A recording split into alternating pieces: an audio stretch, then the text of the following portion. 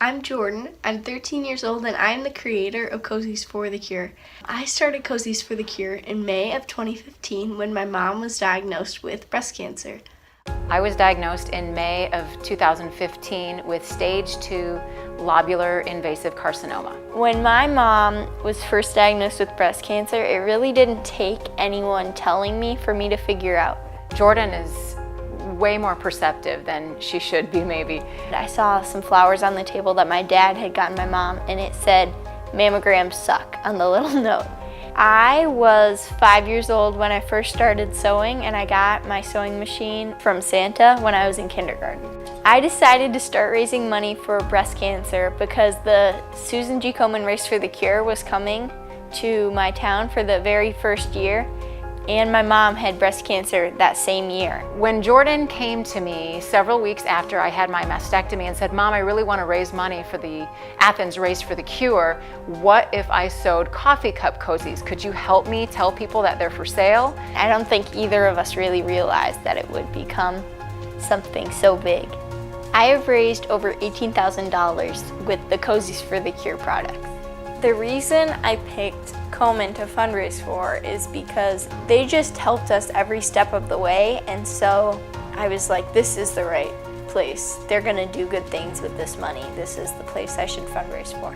The first thing I thought when I saw the PSA was, this is really cool.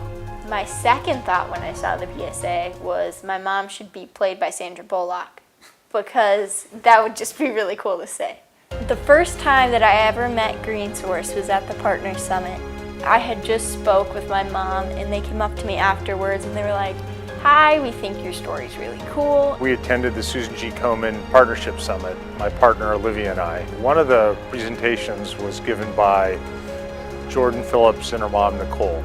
And that presentation particularly captivated us because it was about something that we knew a lot about, which was merchandise. A couple weeks later, I'm driving in the car with my grandparents. My grandma's like, "Okay, time to go on a conference call." And I was like, why a conference call? What is that? You know, we should really try to take those cozies nationwide at Walmart. Like, we have to figure out a way to do this. I get on the phone and it's my parents and some people from GreenSource. And they said to me, "You know, we'd really love to help you get your cozies into Walmart."